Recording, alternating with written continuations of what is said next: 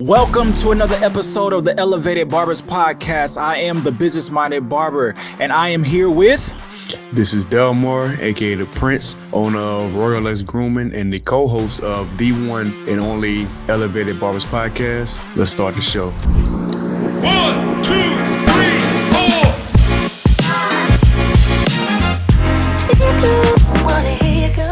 All right, so today is going to be a fantastic episode for anybody that's wanting to learn, understand deeper insights on just barbering as a whole. We have a very special guest that has been a veteran in the industry for years, and I'm not going to hold too long. Let's just bring him right to the stage, Tyrik Jackson. Hey, what's going on, everybody? Tyrik. Thank you guys for having me. Thank you so much for having me. Absolutely. Yes, sir. Now, we appreciate you coming. Now, I got a question. You prefer me to just call you Dale? You call me Dale, you call me D, you call me Prince, whatever. Dale works. Prince, I'm not sure, Bradford, I got it. Just want to make sure I'm going to acknowledge people the right way. Yes, sir. Now, we appreciate that. Absolutely. Tyrik, man. So you are, I think you are definitely, I would say Philadelphia famous. That's true. Your Instagram famous. That's true. TikTok famous. That's true. But more than that, I would think that you are famous in the lives of the barbers that you've touched. The ones that the students that come to your school and you guys can see is Premier Barber Institute behind them. You've been able to really touch a lot of lives, and that's in a lot of different areas. The first time that I got a chance to experience your wisdom was during the pandemic, and I somehow got a hold to the Tyrik Talk Tuesdays. So if you don't mind, as we kind of dive forward into who you are, but more so the way that you have entered into the education space, can you kind of give us a little bit of a rundown of who you are, just for the two people that may not know who you are? Yeah. Well, my name is Tyrik Jackson. I'm 46. I'll be 47 this year. I've been a barber for over 30 years. So more than half of my life, I've been a barber. Always was educating in some aspect. I was volunteering at cosmetology schools, and I kind of got the passion while I was in cosmetology school because I was already kind of cutting a little bit. I did a barber apprenticeship program, and I didn't learn as much as I wanted to in the barber apprenticeship program. So I went to school because I needed real knowledge, and there was no barber schools in the area. So while I was in there, I was helping some of the women, do the men's cutting and the fading. And I just really liked the way I was able to connect and teach and give them insight on how to fade. So I was like, it kind of sparked something there. And then I went to the IBS show while I was still attending school. It's the first trade show I've ever been to. It was the International Beauty Show is what it was called, IBS in New York.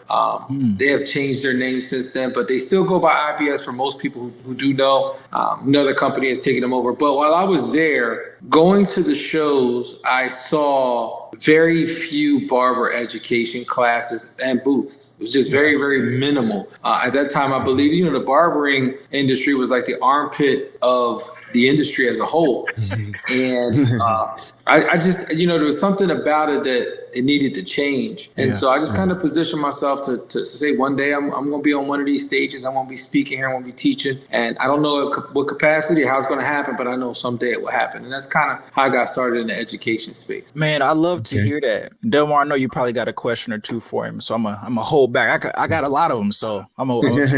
Yeah, I'm ready today, Brad. So Tyrik, how long have you been in the education atmosphere?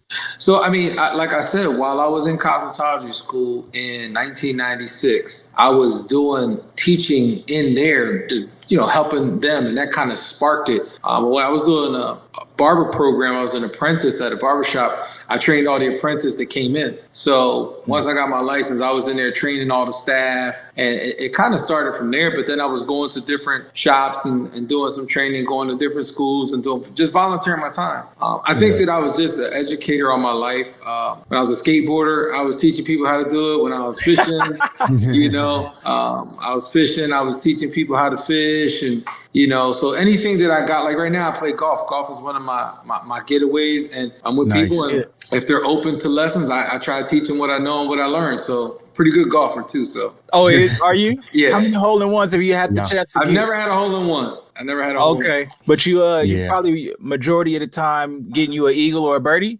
Oh yeah, I'm a birdie guy. Every now and again, an eagle here and there, but mostly birdies and pars. Okay, all You're right. pretty skilled then. Yeah, I would say so. I mean, for my level, you gotta look at the percentage of players that can break certain thresholds, and that'll determine how good a player is. And I have a handicap, and it's getting lower and lower, but I was at 8.9 at one point. So, Oh wow. yeah, for anyone who golfs, they probably recognize me. You guys don't know. Yeah, I don't. You Yeah, left me with. I knew eagle and I knew birdie, and I You knew said par. 8.9. I didn't know what he was talking about. Yeah, I was just like, is that good or bad? I don't know. So Yeah, but it seems like Tyrik seems like you have a heart to help people, and you just made a post recently about volunteering at schools. You mentioned that it's not necessarily that the schools are not doing their job, but if it's something that you don't like about what the schools are doing, then take one of your days off and go volunteer to help at the schools. And then you even describe how to approach it, not just say I don't like what you're doing, let me help you out, but just really lending a hand. I'm off today. I want to come to the school and try to volunteer. Could you care to explain your thoughts for those who are listening to this episode today? Yeah, well, do you guys have children? I'm gonna ask that question first. Do any of you have children? No, sir. Have some nieces and nephews. Okay. Brad, no kids. Okay, so when you're a parent, right, and your kids come home from school, you ask your kids, "Hey, how was school today? What did you learn?" Most kids say, "Oh, nothing," right? And when you talk to people in the industry, whether they're a YouTube sensation or they're on social media, and you ask them, "Hey, what was barber school like?" And they tell you, "I ain't learned nothing." I don't believe that that's 100% true. Okay. I think what happens a lot of times is it's not what you were expecting to get out of school, right? You have looked at social media and you thought that that's what you were going to get out of school. You watched a YouTube person that you admire and you thought that's what you were going to get out of school. And then you went to school and you learned what you needed to learn to get to school. Now, listen, if you went to a school and you passed your state exam, you learned something, number one, and number two, they did their job. That's it.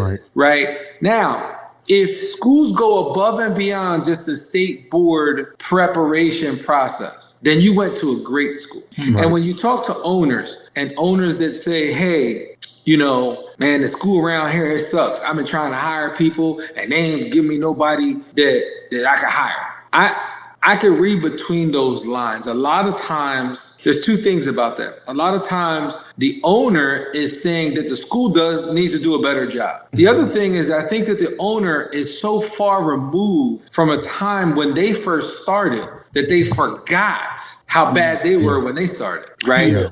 And they're expecting a certain level or quality of student coming out of school. And because they're so far removed from that, it's like a person who they're just like, it's one of those things. They're not connected to where that student is. Like a person who quits smoking cigarettes. They stop smoking cigarettes and then they say, "Oh my God, you smell horrible," forgetting that they used to smell like that at one point, right? Yeah. So it's the same thing. And so I mentioned earlier, I was volunteering going to schools as a young barber, right? When I began to hire, I was already volunteering at schools. So what do you think those schools were recommending those students to come work for? Me, because I was already volunteering. So when I'm telling somebody on social media, if you have a problem with school or the way school, go volunteer your time. Go invest a little bit of your time in there. It will bring you a return. But don't go there complaining about schools like y'all do a terrible job. This is what schools need. And you know what else students need? They need to hear different voices. They need to hear other people that are going through that experience. And here's what generally happens. When people come and volunteer at the school, they're like, "Oh, wow, this is cool. It wasn't like this when I was in school. Oh, this is all right." And if there are some areas that need improvement, those little demonstrations that they do, or the little lecture, or just that little talk, or that sitting down at the lunchroom and having a conversation with 5 students about business, it changes their perspective about school. school, and it helps to put them in a better position to hire people. Yeah. Yeah. And like you said in that same video, you was saying that, it's good for the students of these schools, these institutions, to see different faces other than seeing their teacher every day. Yep. And then, like you just said, with the school recommending them or referring these students to come work for you, you, like you said in the video, you've been pouring so much into them, they're more willing to want to come work for a Tyrik because you've been helping them, you've been coaching them, showing them the way this is what the industry really looks like outside of school. So I really appreciate you saying that on that video. That's the entry level. You know what the next level is? What's that? Open a school. Mm. Yeah, listen, if you don't have a desire to teach, you're going to be just like the schools that you say are bad, right? Oh, you just worry about the money, you just worry. But if you have a desire to teach and create impact and change lives and help your industry and help your community of barber, right?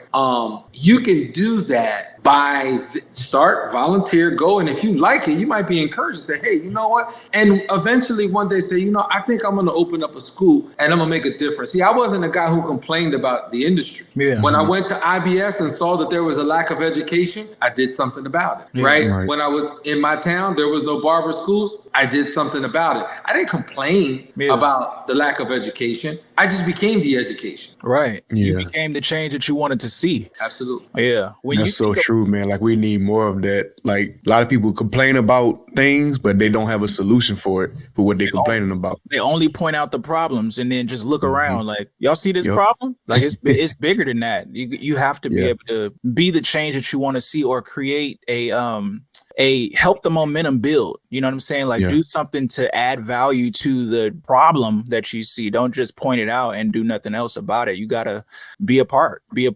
And that's actually something that I've had the privilege of being able to start doing, is starting to go to barber colleges and kind of share some of the wisdom that I've been able to gain over the years that I've been in the industry. And I've learned that education takes a heart for the student.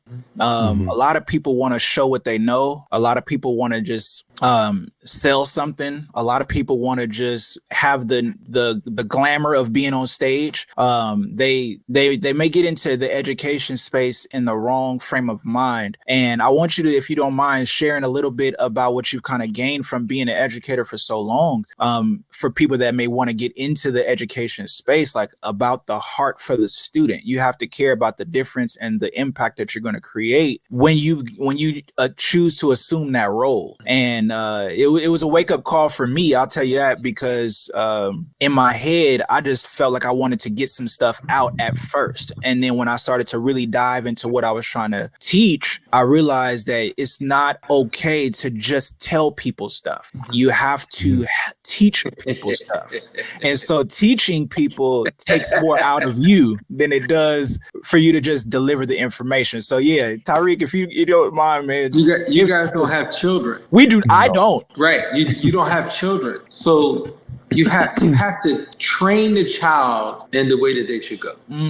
Right? Yeah. You don't tell them what to do. You train them. Yeah. And you just said it in so many words, like you have to have a heart for it, but you got to train them. It's a training. It's not, hey, look what I'm doing. Look at my demonstration. It's a training. Yeah. There are steps to it. Mr. Miyagi taught the Karate Kid Daniel's son how to fight by training his muscles first before he ever threw the first punch. So you asked a question you would like for me to elaborate on what it was and how it has impacted me or how it's changed my life. I forget the exact words, but you wanted me to elaborate on what education has done for me and what I've gained from it, I believe. Yes, that, and if you don't mind sharing more about the heart that the teacher has to have for the student as well. So my live last Tuesday, I watched the Dave Chappelle Dreamer. And when I watched his Dreamer stand up, it really hit me in a real way. I've mentioned this before on my live. I've shared it several different times on my lives, but this time hearing it from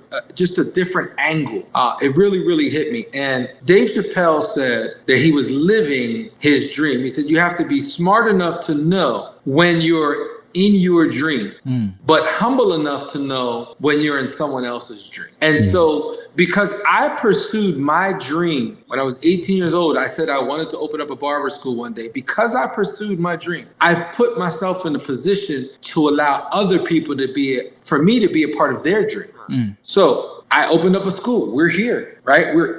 Currently, I'm on the stage that is on the floor that just so happens to be the ceiling of the first part of my dream. See, the first part of the dream was to open up a school. We're now on the second floor. The second floor, this is the second part of that dream. And now the stage is another component, right? Yeah. But because I pursued my dream, and I really believe I'm living in my purpose, I'm living my dream. I opened up a school. I got students who've graduated, who opened shops. I got guys who've come out of incarceration that their lives have changed. I got single moms that saying, I can really provide for my family now. I mean, the list goes on and on and on. And I mean, we can just talk about each student who's come through here and we wouldn't have enough footage. Yeah. We couldn't be on here long enough, right? But what it has done is it put me in a position to know that I'm impacting and changing the lives of the people that walk through this door. And because I followed my dream and I'm living my dream, I'm now part of somebody else's dream. Because that one kid coming out of high school that says, I want to be a barber and I want to go to Premier Barber Institute. When they come to Premier Barber Institute, I'm now part of their dream. Yeah. Yeah. Yeah. And I want to point out something that you said in that video, because I thought it was very encouraging. But something that you mentioned was dreams may be buried under discouragement, low self-esteem, and past mistakes, etc. You also said you may think your dream has died, but it's time to redirect your thinking and resurrect that dream. You got my hair standing up over here.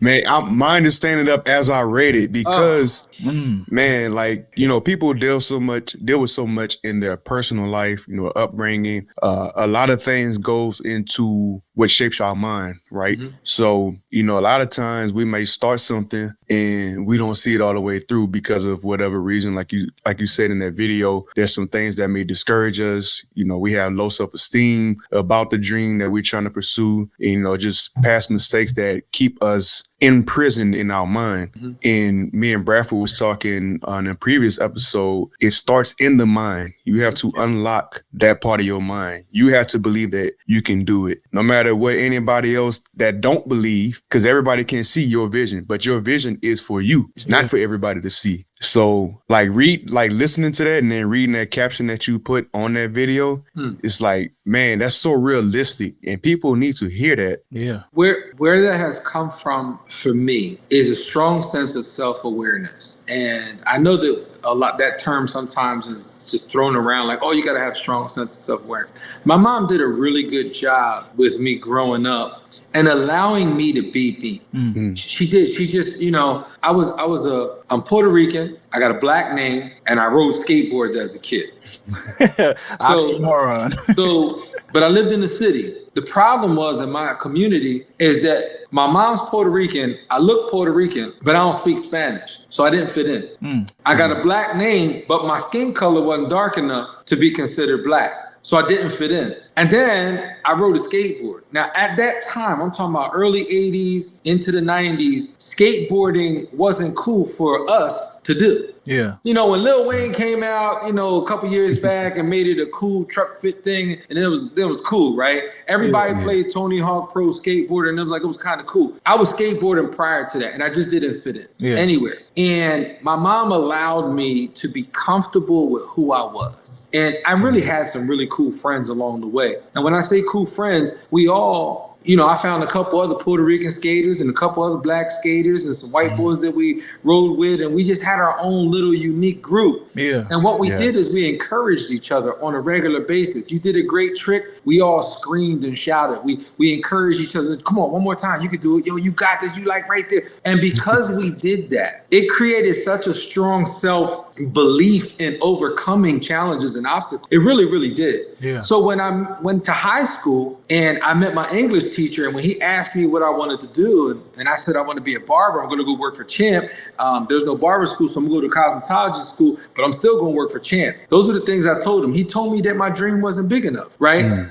And he was like, you want to be a barber? Man, you're a good writer. You speak well. Like, I was in English class. He was like, you should be a writer. And I was like, I hate writing. I'm taking this class because I need it for college prep, but I'm not even going to college. I'm going to go to cosmetology school and I'm going to be a barber. Yeah. This is a person that's supposed to influence my decision making, right? But because I had already had that strong sense of self-awareness and I had the ability to overcome obstacles, it was just an obstacle. He doesn't know what he's talking about because I know how I am about this. Yeah. This is not a new girlfriend that I like this week and I'm going to marry her in high school. No. This is, I fell in love with bar. And I'm going to tell you another reason why I fell in love with barbering so early. It goes back to my mom again. As a kid, we had some really good programs in my community. So I'm not from Philadelphia. My school's right outside of Philadelphia, but I live about an hour and 20 minutes from Philly. I live in Lancaster County. It's an Amish country. But in that community, it's a very diverse group of people in that area.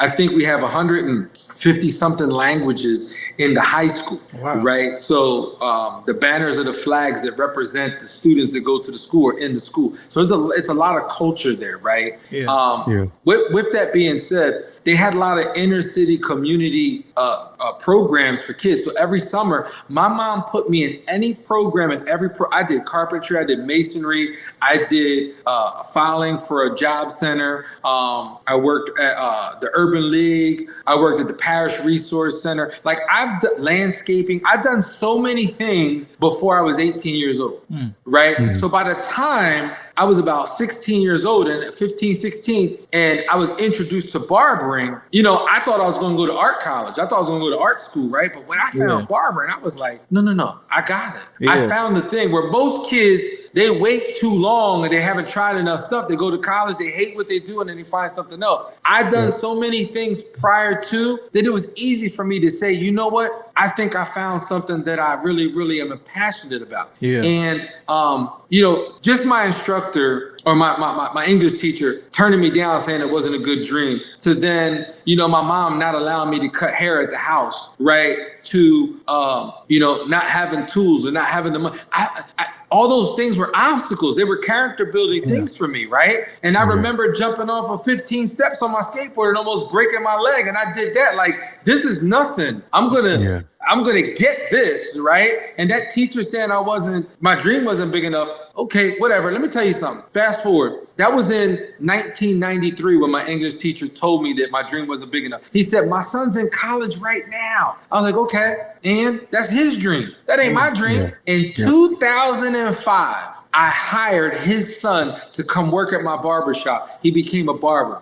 Full circle. Full circle. Full circle. And the English teacher came to the shop in 2006 and he said, man, you're the only student that did everything you said you was going to do. And I told him, and I hired your son in the process. His son went to college, was a Spanish teacher, English major as well. And he left the school district to become a barber and work for me for 8 years. Wow. Full circle moment. Now, did you have because it kind of reminds me of that story in the Bible where Joseph came and all the brothers come back, right? But did you have the humility to not throw it in his face? Oh, no, I threw it in his face. I did. Listen, I did. I'm telling you. He came into the shop, and he told everybody. He made an announcement. Yeah. He said, hey, guys, I want to tell y'all something. He said, this guy is the only student that was in my class that did everything he said he was going to do. And I said, thank you. And I nodded and I said, I appreciate it. Right. And after about 5 minutes, it might've been 20 minutes. I think he sat down and got a haircut. He was in the barber chair. His son was cutting his hair. And I'm sitting there looking, and then it hit me. And I was like, hey, Mr. Gasson, you know what else I did? I hired your son in the process. Yeah. And we laughed. But I did hear what he said to me. And I was a writer for Barber Evo for 2 years. I did a column in Barber Evo for 2 years. Mm-hmm. So I still write. I mean, I do my messages. I write for Tyrik Talk Tuesday. I wrote curriculum. So I've implemented writing into some of the things I do. As much as I don't like to write, I have. No, that means a lot, man. Because when you're speaking about the dream that you were able to accomplish, and how because you accomplished the dream that you saw in your mind, then other people are able to use your dream to create their own dream. Correct. And as people continue to grow, I think one of the big things that you mentioned that should be highlighted is your ability to be self-aware of what you can and cannot do at the same time, because some people only focus on what they can't do, and then other people only focus on what they can do, and they'll miss the opportunity to be the best version of themselves completely, because you may get into something that you're good at in one aspect, but then there's so many different surrounding things that go with what you're good at that you don't like what you do. And then it's the other way around as well. So one of the things that I really was able to be thankful for in retrospect was when I graduated high school, I did not know I was going to become a barber. That wasn't like a dream of mine. For me, it had a lot to do with me knowing what I did not want to do on a day-to-day basis. And I began to narrow things down. And then when I got around barbering, when I went to school with my cousin who was in barber college in San Francisco, I just went to barber college so I could tell my mom, hey, I'm doing something with my life. I'm not, being a complete loser.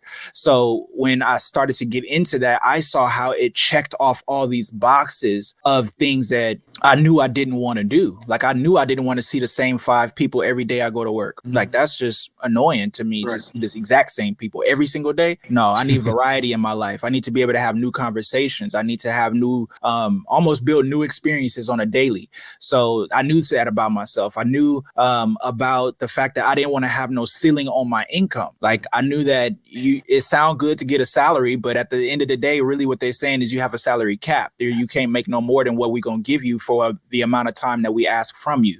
And so I wanted to have my own ability to create as much wealth as I wanted to. I didn't realize that all my wealth was tied only to my labor and to my work at that time. That was my mindset.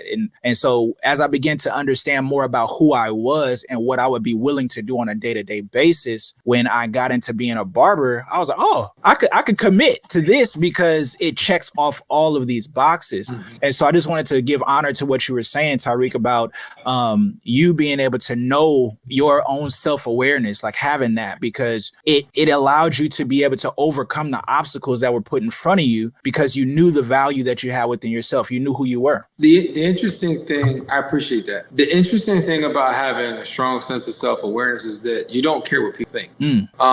I don't know if you guys ever seen my 2006 barber battle where I won $25,000 in competition. Did you guys ever see it? I never seen that, no. Okay. So it was on YouTube and it was on there for a while. But YouTube got better with the music. And so they found some music that I had rights to use while I was competing, but YouTube doesn't have any, I don't have the rights for the music for YouTube. And so they took it down because there's a Michael Jackson song and there's a Prince song. But I was competing for $25,000. The way I had to make a decision whether I wanted to compete in this show or not. And when they had asked me to compete, I turned it down 3 times. I said, no, I don't want to compete. That's not what I want to do. And they're like, look, it's $25,000. I said, I don't care. I got 2 barbershops. I got 18 barbers working for me. Like, I don't want to compete for $25,000. It's going to cost me to compete, right? Yeah. And the lady sent me the DVD and she said, her name is Erica Washington. She said, look, I'm going to send you the DVD. We want you to take a look at this because we would love to have your work. I did a photo shoot for Golden Scissors. And I also did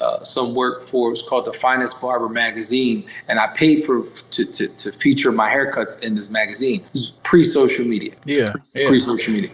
So those photos got submitted to Bronner Brothers. Bronner Brothers saw my work and they're like, we don't have a barber that does what you do, and we want it. So I turned it down 3 times. And when I decided to take it, it was because she made a promise to me. She said, what do you want? I said, I want to teach. I don't want to compete. She said, if you compete in my show, I promise you that I would give you a spot to be able to teach at my show. And so then I was teaching for several years, traveling with the company and working at their shows after that competition. But my point in bringing that up is this. I completely changed my look to do the show. So I went over there, I researched, right? A little research and development. I got a pulse on what the industry was doing. I was at the trade show. I observed and I said, okay, I know what they don't have because I see what they do have. Yeah. And what they did have was everybody with long white t-shirts, fitted hats that matched their Air Force Ones, right?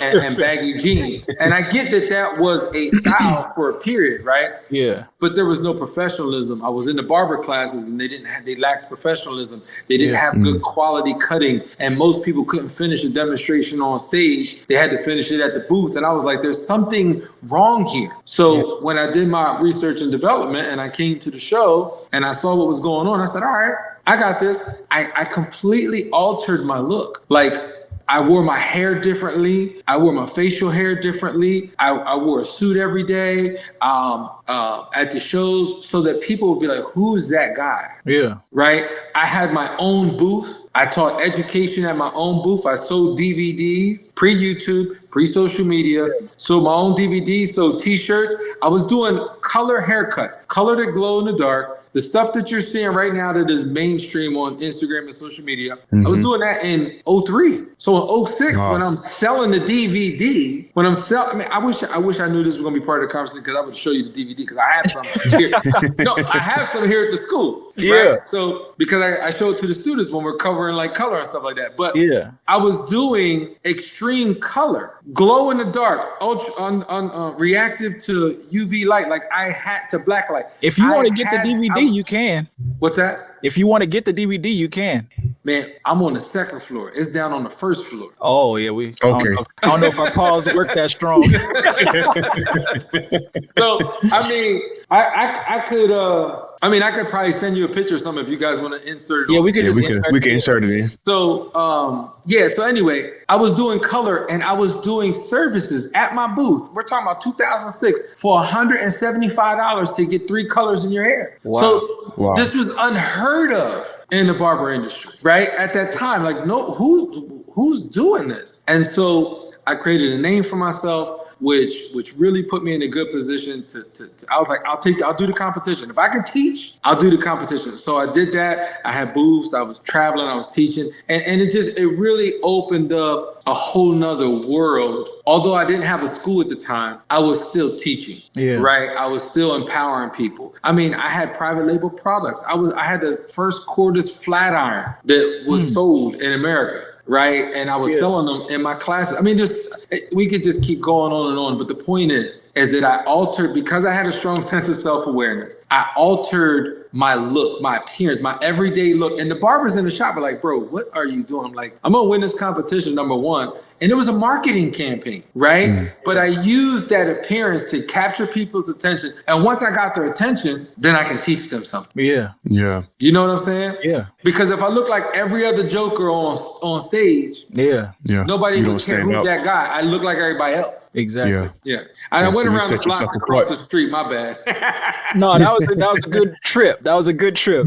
Yeah, you definitely set yourself apart because, like you said, especially early on into the industry, you didn't see a lot of professionalism. Everybody, especially in the urban community, people wearing t-shirts, jeans, J's to cut hair in. Cool, but there comes a point in time where you want to establish that professionalism. You're going to attract the type of clientele that you are. So Bradford says this thing where you have to become what you want to attract.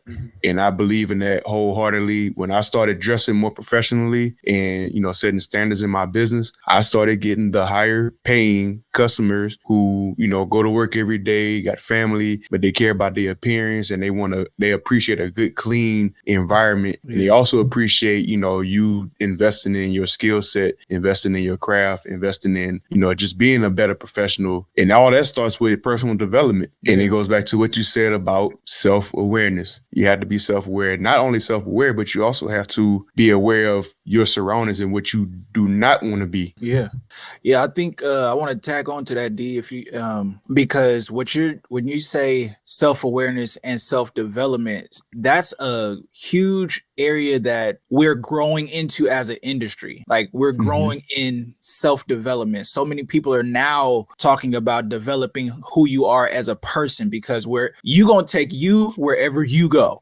So if you are not developing as a person, and you try to become a professional barber, or you're trying to become whatever you're trying to be, you're going to bring all of your bad habits to whatever you do. And so if you want to grow as a barber, you have to grow as a person so that you can grow as a barber. You won't even be able to retain the information necessary to advance as a barber if you don't have enough capacity within who you are as a person. So Tyrik, if you don't mind, share a little bit about the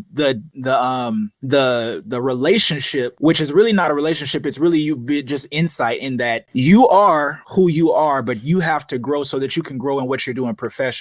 So I'm still developing. I'm constantly. As we all are. I haven't arrived, right? I haven't arrived. I've matured. I've gotten better. I've grown. I've learned some things, right? But I'm still developing.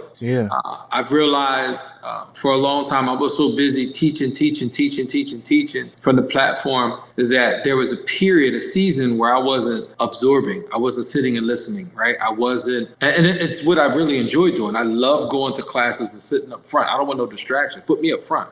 Right. I got my notepad. I'm taking notes while that was good, content right there. Or that was good context to what he was saying, or I like that analogy.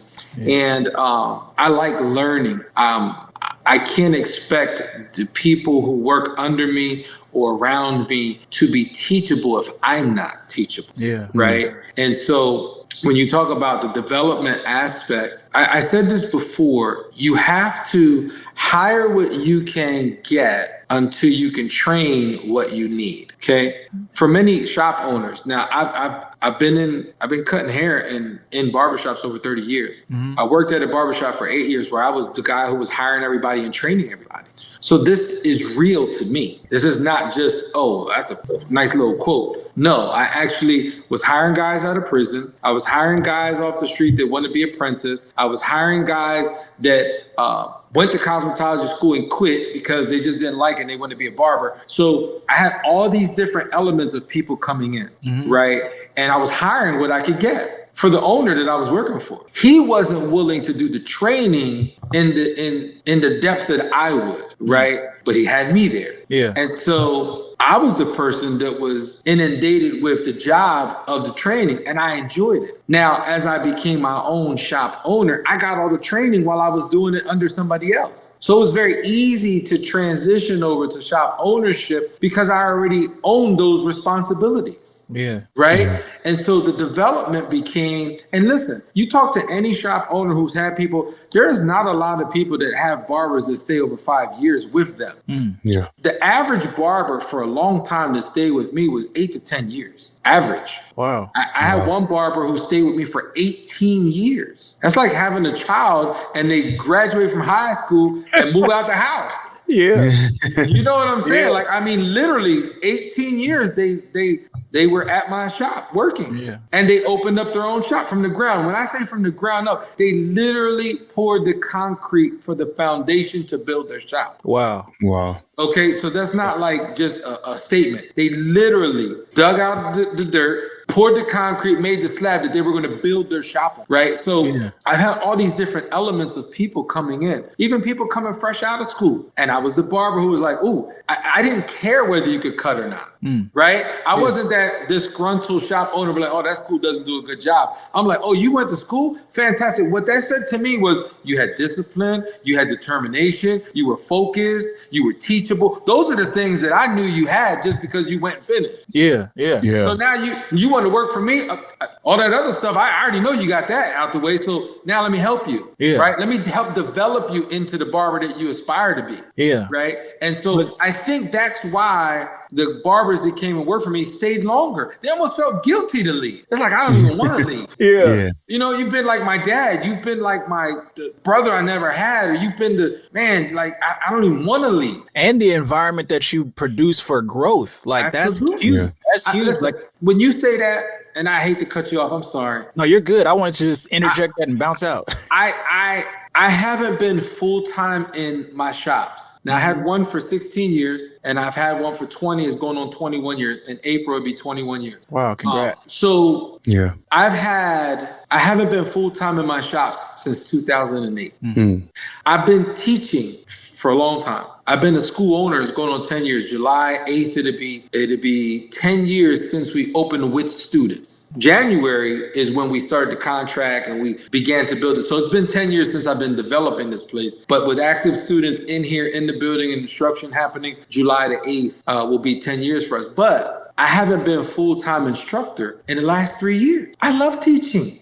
I got teachers who teach. 2 of my instructors that work at this program are students that were barber students that graduated, went out and worked, came back and took the barber instructor program, and then got hired on the school. So they were my students. Yeah. They became my instructor trainees, then became my instructors at the school. You got to hire what you could get so you could train what you need. Yeah. Now I have 6 instructors at the school and several substitutes, but all the instructors get training from me every year. Yeah. Every year, because I'm concerned about, and this goes back to your original question, is the student's process, the student experience. What is the student getting when they get here? I have a heart for the students. Yeah. And I don't know if you caught my last live. There were several students that were getting ready to graduate. And when I went to mention them, I just broke down in tears because I was so grateful that they chose me. Yeah. They didn't have to choose me. I was just so honored that they chose this program to pursue their dream. And it hit me like a ton of bricks, like, because I chased my dream, I'm looking at you and I'm now part of your dream. Yeah. The student experience, man. I care about the student experience. I really, really do. And it shows that you really care, like you're a genuine human being. Like to share your knowledge with them since you've been in the industry for so long. I know each and every one of your students just appreciate not only you as a teacher, but they appreciate you as a person, the man that you are. Because I believe that. I hope that's true. And I believe that. Yeah. I've seen it. I've seen it in different scenarios. I have seen it, I'm telling you, I'm living a dream, man. I really, really am. The things that, I don't even think that I've reached my potential yet. I really don't. Yeah. Some people look at me and be like, man, how do you do it? Right. And then other people are like, I couldn't do it. Yeah. Right. Yeah. Other people are like, man, you got so much going on. I don't even know how you do it. Right. I'm living a dream. I've been driving up here to the school. School's an hour and 20 minutes from where I live.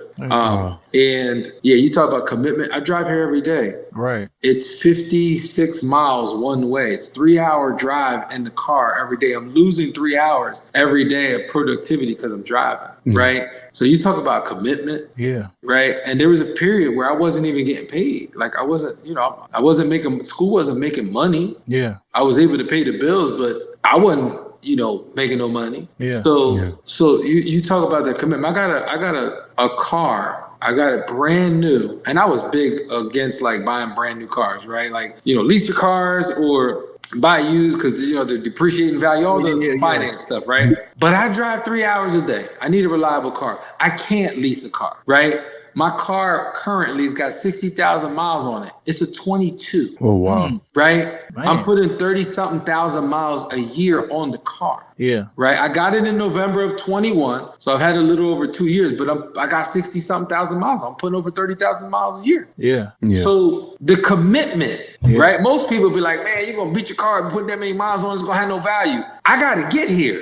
Yeah. At the end of the day. Yeah. I got to get, now this week we're doing the recertification of accreditation. So it's a very busy week. And to be quite honest with you, I've been on Do Not Disturb. Like I don't want nobody bothering me, right? I'm just trying to get stuff done. And a lot of it is done. But today I got here at 10 o'clock, no students, school's closed, today. And I was finishing up to be on this podcast with you guys. I committed to get stuff done and nobody's here. I don't got no disruptions, right? I had nobody bothering me. I didn't have to worry about, an instructor needed something or a student needed something. Like I needed to focus, right? So I had to drive an hour and a half to get here. You know what I'm saying? To just work. So an hour and a half, I ain't do nothing. Just driving. Yeah. People don't, we did a documentary It's on Barber View TV, VUE, Barber View TV.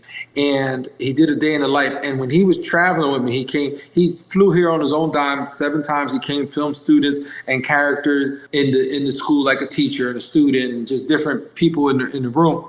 And he did a day with me. Yeah. He said, bro, you've been driving this for, at the time, I think it was like 8.5 years. He said, you've been driving this like 8.5 years, bro? I'm like, he's like, every day? I'm like, yeah. Like, it doesn't seem like much to me, but when other people experience it or they take that drive, even I always encourage students, hey, come down to the shop and hang out with me, just come out and see what the shop culture is like. And when they come, they appreciate me more. Yeah. Just from the drive. Yeah. They drive all the way down there and they're like, you do this every day? And I'm like, yep, 9 years, 10 years, 8 years. And they're like, they value me more. They respect me more. They appreciate it.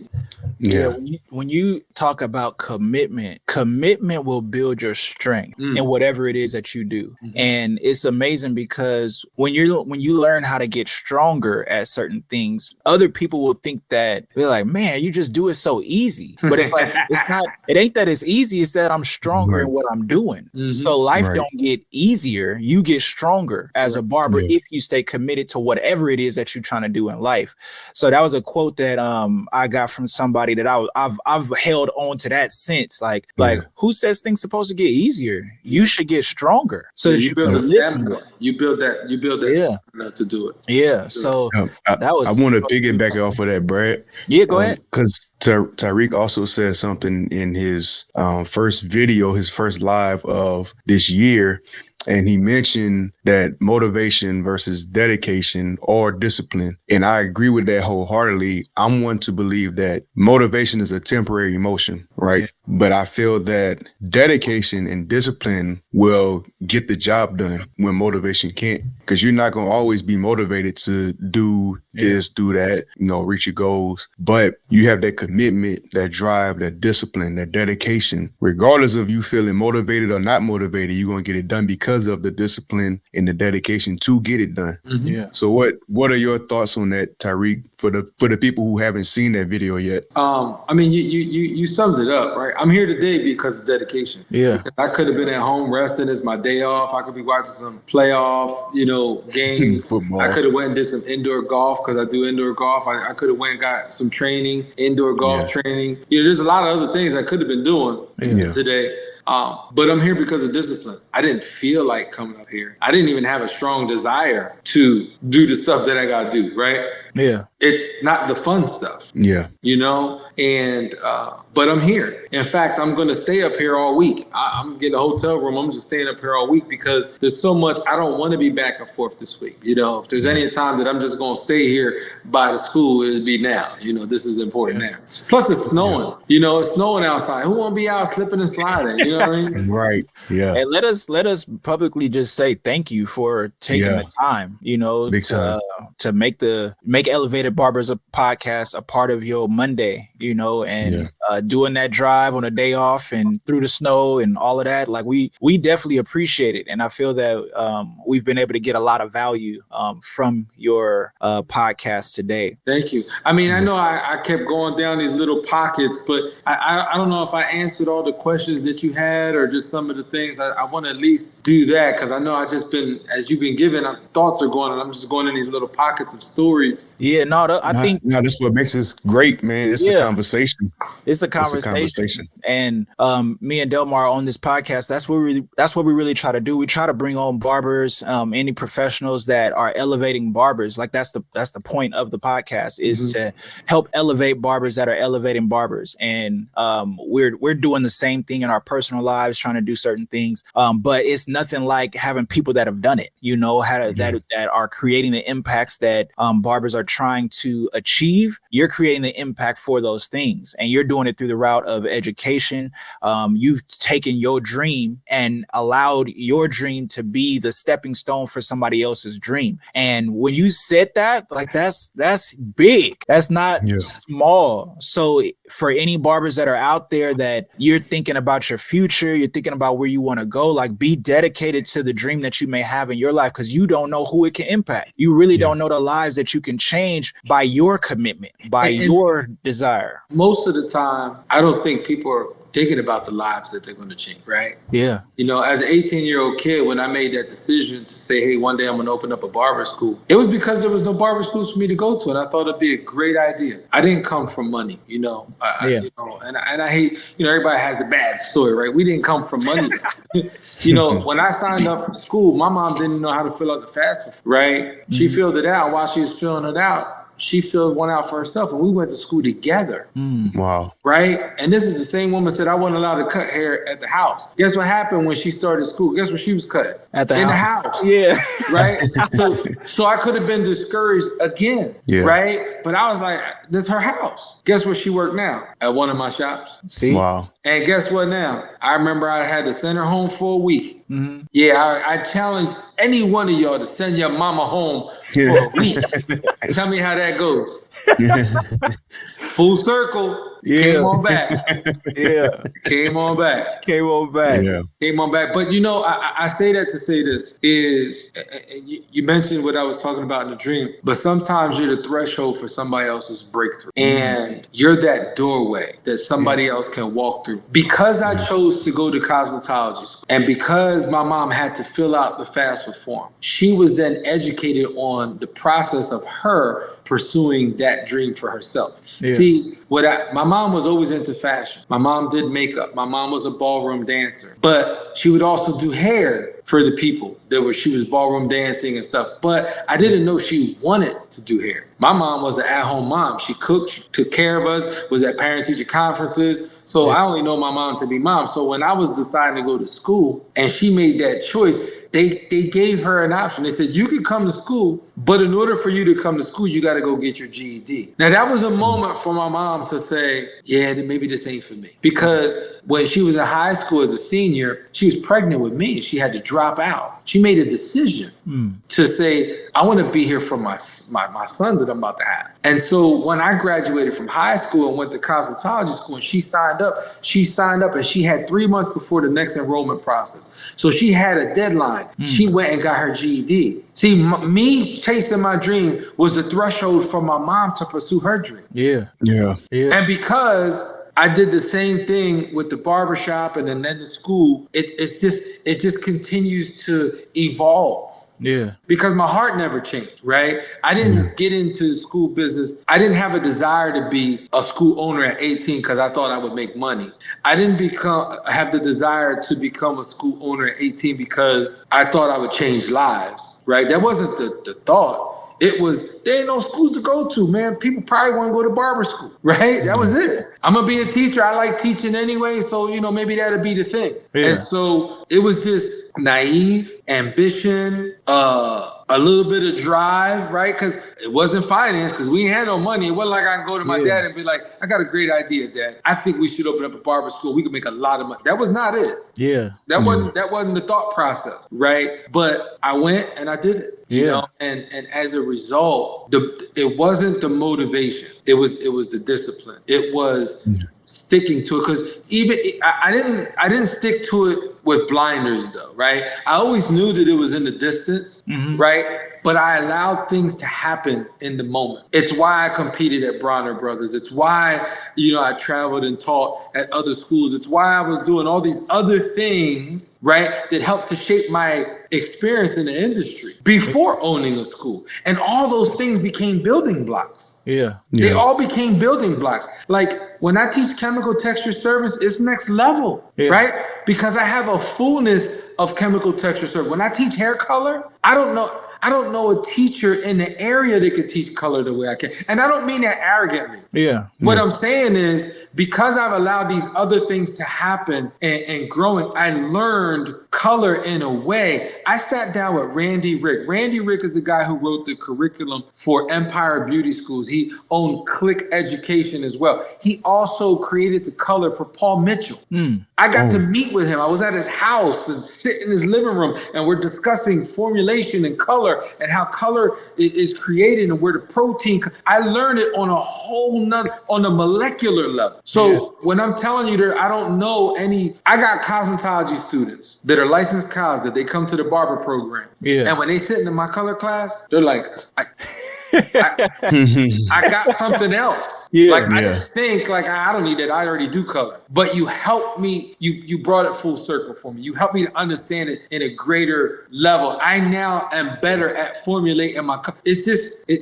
I'm telling you, I've allowed those experiences to happen. I've embraced them. I went full into them, and it wasn't just motivation. It was just being disciplined. And what I realized that all those things were training sessions. Yeah. So that way, when I'm standing in front of students that are signing a contract for me to teach them, that I can give them the best of what I got. Yeah. And all like this is subtle, and a lot of people may miss what you just said and the depth of it. And I may have missed some of the depth myself just by listening to you. But one thing that I do want to point out, man, was you use these other experiences, learning lessons. Like you said before, like you never stopped learning. You never stopped learning. So as you develop as a person with the different experiences that you're in, because you've made a decision to go down the route that you were going down in regards to the school and everything that had to do with your dream, your development has allowed your arsenal to teach others to be like on superpower mode, like superhero mode,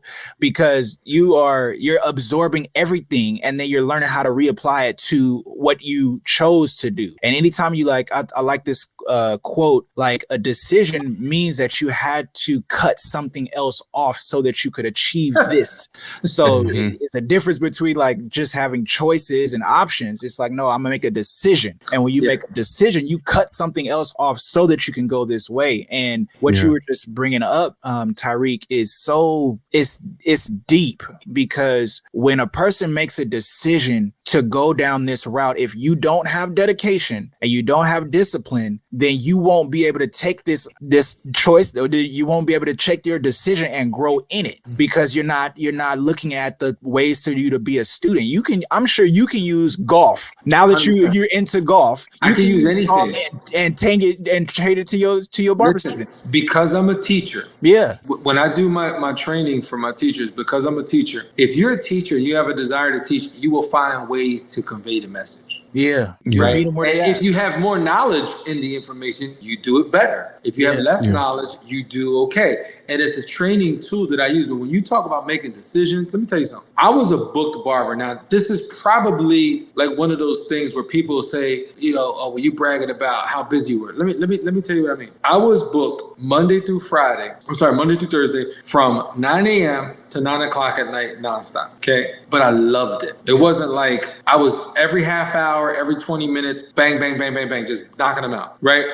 Now, people today would say, and I was younger at the time, they'll say the reason why you were so busy is because you was too cheap. Probably so, right? Probably so. However, I was a very busy barber and I was making a lot of money, right? Cutting hair. Fridays and Saturdays, 7 a.m. to 9, 10 o'clock at night, nonstop. There was I didn't even schedule a lunch break. I was younger, right? I was making $1,500 a week when haircuts was $8. Okay. So I was chopping.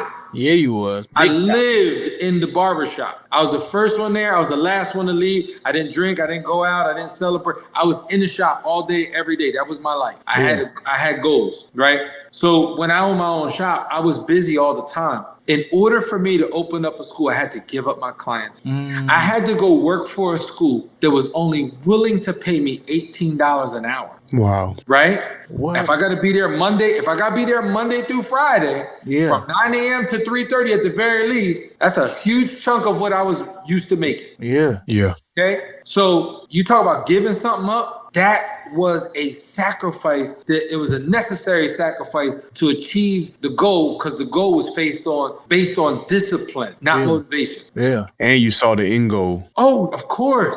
Of course. Then while I was working at the school, I elevated. I was instructor, supervisor. Now we negotiated more than $18, but they wasn't trying to give me nothing but $18, right? Yeah. Now I was able to negotiate a better rate. I was also able to cut my clients at the school after hours. I would never cut my clients during school hours, because that would take away from the student experience. Yeah. Mm-hmm. You're not going to come to school and watch me cut all my clients all day long. Like, yeah, go ahead and do this. That wasn't happening. Yeah. Right. I could have done that, because what were they going to say? Nothing, right? Yeah. But that wasn't it. It was about the student experience. So I cut my clients after hours, which then freed up my chair, and I ended up making money off of my chair from renting my chair out at the shop. Yeah. But That school was A1. We built it from its inception on up. We had 100% success rate from job placement, licensure, and graduates. I mean, everybody just stayed at the school. We had that better than the 4 other schools that the company owned. They said, Tyrik, what you're doing here, we want you to see if you can do it in Wilmington. An hour and 45-minute drive away from my house.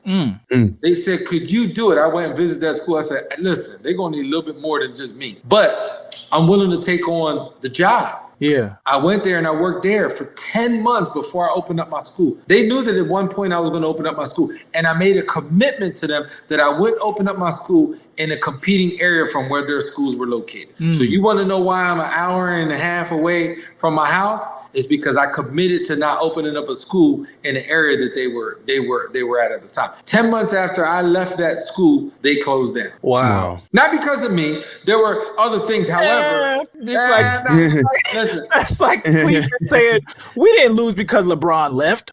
What I'm saying is there's so many other components. Yeah. It was a good school. When I got to that school in Wilmington, they used to have 320 students in the school. When I got there, they were down to like 80, and they were trending losing third in the barbering program. No, I'm sorry. They were down to 80 students total, and they were trending 30 drops a month, but they were also enrolling 15 a month. So in 6 months, that school was going to close down. In 10 months, we turned it around to 120 students, right? And we were having a consistent enrollment of solid 10. So we were trending in the right direction. So I was able to make some adjustments, put out some fires, and make some things work. Yes. Yeah. When I left, 10 months later, the school closed down, but it wasn't solely because of me. Yeah. There was some infrastructure that they needed the right personnel to manage it and run it, and then they needed to keep it going. I told them the changes that I made, it would have took about 3 years to see it fully turn around based on the trends that I saw happening, right? Yeah. The data gave me that information. And I still have relationships with people that was there. In fact, I hired my financial aid personnel. She basically is a consultant and an in-house auditor for us now. And that was a promise I made to her. I said, when I get financial aid, I'm going to give you a job. Yeah. Always giving back, Tyrik. I mean, I don't know who else to be, brother. I just got to be me. Yeah. You know? Yeah. I don't So know you who can else. be. I don't know who else to be. I'm not trying to be like anybody on social. I'm not trying to sound like anybody. I'm just being me. I met someone probably about 3 weeks ago, and they said, Tyrik, you translate well. And I was like, what do you mean? And they said, you translate well. And I was like, well, I know what translate means, but what do you mean, right? Yeah. and they said, what you see on social media is what you get. Yeah. When we look at you, you are exactly who you say you are. And she said, it's refreshing to run into somebody and meet somebody that in person, they're what I was expecting them based on what I've seen. And that hit me. That meant, because I don't know who else to be. You know, I don't live in a Snapchat world. You know what I'm saying? I don't live in a face filter world. I'm just here, man, living my life, being me, and trying to be as, the best version of myself I possibly can. Not just for myself, but for others. Yeah. I mean, it's a lot of fakes out there. It's a lot of people who are putting on for social media. But when you're as genuine as you are, or as genuine as a Brad, different ones that we've had on this show. Appreciate that, brother. I appreciate that, brother. But when you're genuine like that, people can feel that. Yeah. They can feel that it's not a facade. They know that it's the real you. Like, you are who you are putting yourself out to be. Correct. It's not a put on. It's not, you put on a costume and you pretending to be somebody else. You're going to be Tyrik, Brad going to be Brad, I'm going to be me. Yeah. And people respect that. So I do have one more question for you. Sir. I don't mean to cut you off. No, you can. And then I'll let Brad have the floor, because I know I got one more question. He got one more question. Yeah, I just have one more as well. I seen a recent video that you dropped last week, and you mentioned about, I think you said the times were, correct me if I'm wrong, but I think you said I have an hour service, I have a 30-minute service, I also have a 15-minute service. You're getting the same cut. I think that's what you said. You're getting the same cut, but you're booking based on my time. Is that correct? Yes. Do you care to explain that? Because I'm trying to see how, 15, 30, an hour, that's completely different times, but you get the same service. You cut hair, right? Okay. Yeah. So without full context, most people don't know that I can cut really, really fast, right? So context, I did it for $500. I did a 2-minute and 32-second skin fade. That's a 2 on the top, skin fade with the line, and I even used the razor. That's full context, okay? Wow. Do I want to cut fast like that? Not at all. I absolutely do not want to cut fast like that, okay? So in business, you have the good, better, and best model, right? Yeah. Right? What they tell you, you got to have the 3. You got to give people options. Yeah. I don't want to have you sitting in my chair for an hour either. Yeah. Right? So the best option is the middle because I'm going to spend 30 minutes with you. I'm going to do that. Most of my clients that book with me, they're booking a 30-minute session. Okay. I make more money if I do the 15-minute session. So how this works is like this. It's still a haircut, beard, trim, shape up, whether you want color enhancement or not. I don't have an a la carte. It's what you paying for the time. Okay. So I got a client. His name's Hollywood. His name's actually, his last name is Woods, but he calls himself Hollywood. They've been calling him Hollywood for a long time. He's a basketball coach, great guy. Yeah. He mentioned to me probably about like 3-4 months back. He was like, hey, I got a question for you. I said, what's up? He goes, when haircuts was $10, right? He said, man, you used to take about 45 minutes on my head, right? And I said, okay. He goes, and haircuts are $60 now, and you only spend about like 10 minutes on my head. Right? Yeah. And guess what he gets? He gets a temp fade.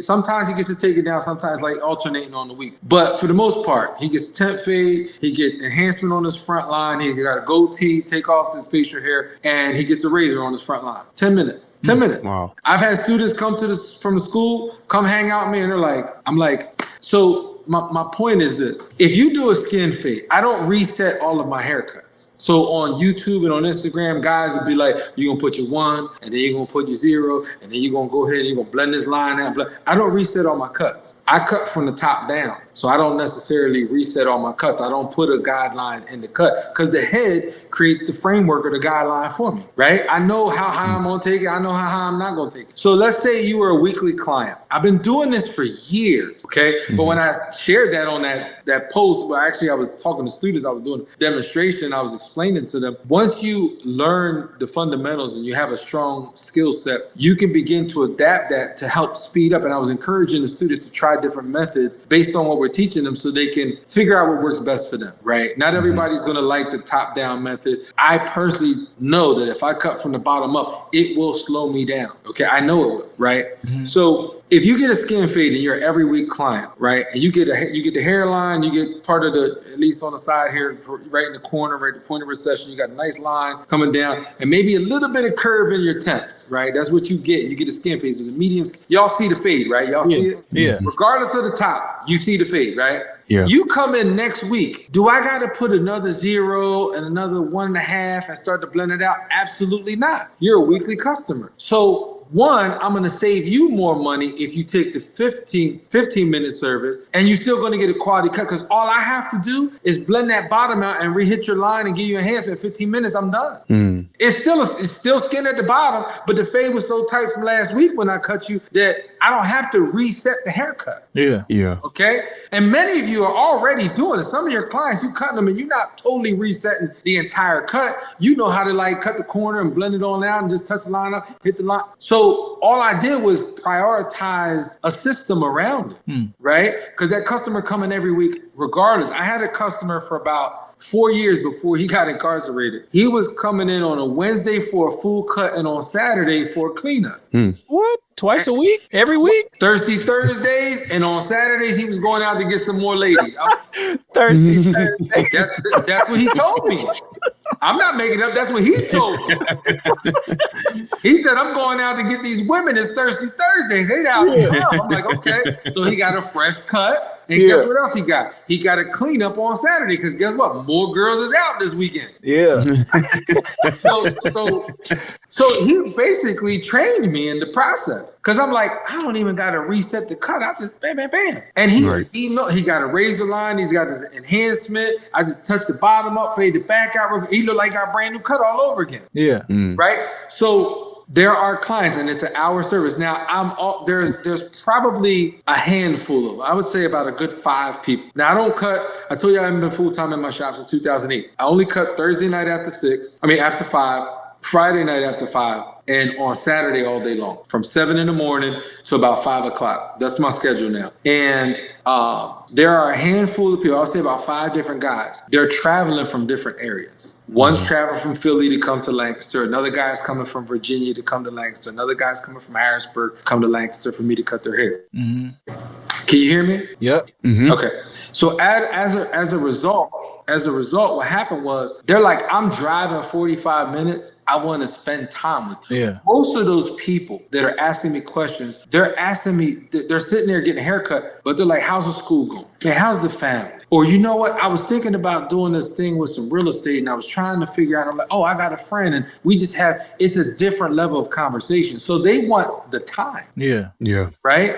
And I only had an hour slot time because there's like one guy that he was coming from DC to get a haircut. His haircut was a high and tight skin fade. He had a lot of density, and it took me a little longer than the 25. And if I was running a little bit behind or something, I didn't want. So I would tell him, you need to book the hour slot. Yeah. Right. So that's how that happened. So you're still getting the same haircut. I'm not putting a hot towel on your neck and lathering you up because you spent an hour with. You're getting the same haircut. Yeah. You're getting a quality haircut, right? You're getting out.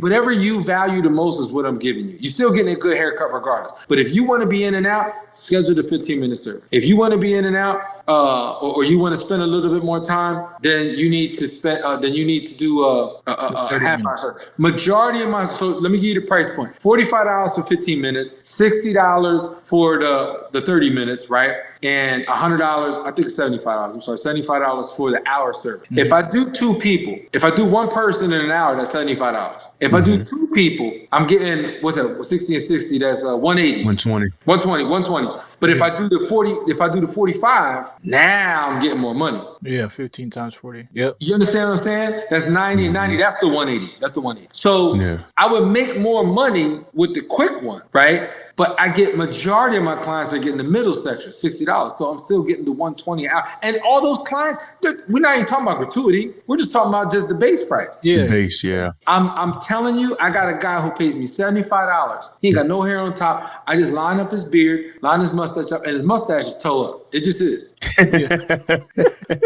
It is. Listen, I love the guy. All sparse, like. I love the guy. I love him. But here's the truth. He pays me $75 to do his beard. So when he schedules, he doesn't schedule beard service. He schedules a half-hour service, right? So he gives me $75. I spend 10, 15 minutes on it. But with him, I add a hot towel and I blow dry his beard out. He give me $75. It takes me 15 minutes to get to his head. He ain't got no hair. A line, hit this little line, shoot the shaving cream, and that's a metaphor for sugar honey iced tea. Shooting the shaving cream, and then what I do is I moisturize his beard, I blow dry it out, and then I just hit the razor on his line, and $75. He's out the door in 10 minutes. 15 minutes, 20 minutes if we're just sitting there having more conversation. I'm telling you, man, that's beautiful. So you still making them. You probably are doing it. You just haven't created a system around. Yeah. Oh yeah. I got me a system. Delmar, we working on his. Yeah. But what I'm saying is that guy that you do every week, you probably can get away. He's not gonna know the difference because you still give him a line, face still tight. That if you just touched up that bottom and blend him out in 15 minutes, 15 minutes tops. He's not, and you might not be a 15-minute bar. It might be a 20-minute. That's fine. If your average time is 40 minutes, how can you put that in half? Right. If your average time is 30 minutes, how can you break that in half? That's just how I looked at it. How can I'm only breaking them in halves. That's all. It's half of 30. It's half of an hour. That's all. Yeah. And I do have a few people that I do that on. They might have gotten cut the week before and they come in and I'm like, this cut still look fresh. So I'm just going to freshen up the bottom, line them up. He not going to be able to tell the difference, but it's still a quality cut because the cut was so good the week prior. Yeah. That's beautiful. Now you done Delmar Delmar with your question? Because it's gonna be like a hard I'm left. He answered everything for me. I appreciate that. Yeah. All right. So my last question, it has to do with booking. And I know that you use a booking platform. I don't know which one it is that you use, but I do believe that you go through Effects apps in regards to overlaying whatever platform that you have. And I would like for you to share a little bit about the benefits of having your own system and not relying on different platforms to be your promotional tool or whatever. Like, there's a reason why you do the things that you do and the relationship that you have with Effects. And I would love for you to share about it, because I 1,000% agree. So go ahead. So Effects is an app developer. So he basically creates an app. It's basically a box. You take a box and you can put whatever you want in the box, right? Yeah. Scheduling system, the platform that I use for scheduling is Acuity. It's not one of our mainstream social media, Instagram, influencer promoted platforms, but it gives me all the tools that I need. Squire has an amazing platform, right? But the cost associated with Squire doesn't work best for me in my budget. So I just choose not to use Squire for me, right? The fact that I don't choose a Booksy or the Cut app is because those are directories, right? Those are what I would call community-based directories, right? They're an app that has, they're marketed to the customer. But who markets the customer? The barber does, because the barber comes and you get a cut. Oh, you want to book with me? Download the Cut app. Cut app is not the name of my shop. Cut app is not the name of my business, right? Booksy is not the name of my business. My business is Sharper Image Barbershop. Download the Sharper Image Barbershop app. Yeah. School is Premier Barber Institute. Download the Premier Barber Institute app. Okay. So although I put Acuity as my scheduling system, the app itself is the brand that I represent. Yeah. Right. So I'm big on branding yourself or your business, right?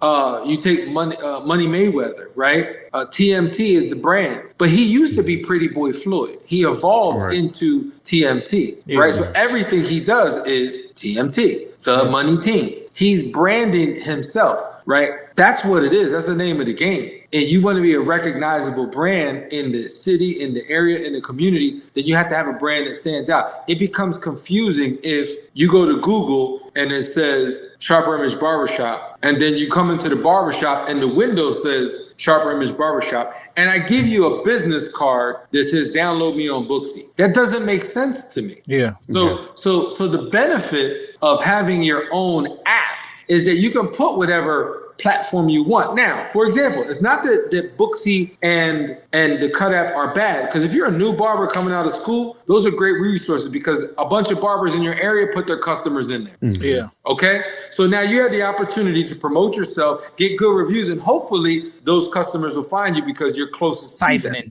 Right. But when you have your own application and you have a scheduling system within your application, if you are with Booksy, you can put Booksy in your app, but you don't tell your clients download Booksy. You tell them to download you. Yeah. If you don't like Booksy for whatever, maybe Booksy gave you 3 months promotional free. You don't like it. You want to change to the Cut app inside of that platform, inside of your, you can put them in there. You put a hyperlink and now they're booking you through that system and it works for you. Yeah. A barber leaves or quits, you cut them off. They're gone out the app. Nobody sees them anymore. They can't book with them anymore, right? These are the different ways that you can control it. But when you're with a platform that's solely booking, like Booksy, you leave a barbershop, you gotta put it in there where you left, but now other barbers can siphon, as you said, your clients. Yeah. Right? New barbers can go in and just start putting up content and saying, hey, look, I want to be a barber. If you sign up to Booksy, this has happened to me. And people, I would get text messages like, hey, if you're looking for a haircut, come check me out. My name's so, and I'm like, this barber's advertising to me. And I only signed up because I want to see what the platform was like. And now barbers are soliciting me because my information is inside that platform. Yeah. Wow. I had to put stop sending me, you text stop. I put stop. I don't want to hear, I don't want nobody else advertising to me. I'm not coming to your shop to get a haircut. Yeah. Right. So as a professional, as an owner, understanding the brand aspect, right? It's important for you to build your brand. Even my barbers are building themselves up under the banner of the barbershop. Yeah. Right?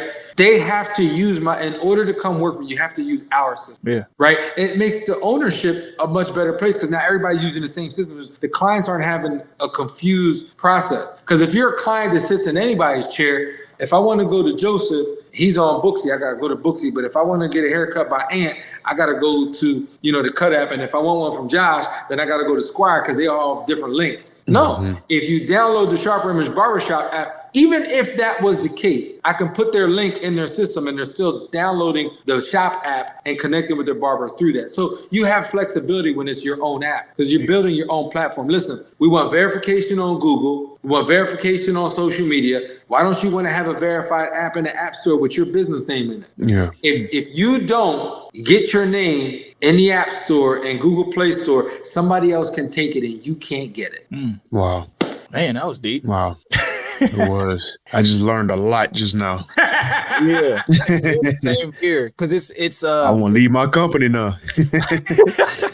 Well, I'm not telling you, I don't even know who you would. I'm not telling you to leave your company. If your clients are using that platform to schedule with you, it has a hyperlink. You can build your own app and use that link inside the company because you might change in 3 years. You might grow, you might expand, and now you got to make all these other changes. I don't know if you do you have barbers that work under you? No, I'm in the suite, so it's just me now. So let's just say that you say, okay, I did the suite thing. Now I'm ready to listen. The economy has changed, right? It used to be a shop owner's economy. Now it's a practitioner's economy because they're all going to suites and everybody want to be their own boss, right? But there will be a shift again, just like the real estate market changed, just like the car market changed. They all change where it's going to be an owner's market again because people are going to say, yo, the suites is expensive. The suites is crazy. Like, I can't afford this. Like, whatever, for whatever reason. And they're going to want to find that I missed hanging around with the guys. I missed the camaraderie for whatever reason. And you become a shop owner and you're on a scheduling system that just focuses on you. You won't be able to hire people and put them under your system. They're going to have you're going to tell them, all right, look, download this, create your thing, and then send me the link. And then we'll just do. Nah, I want to give the barbers, you come here to work.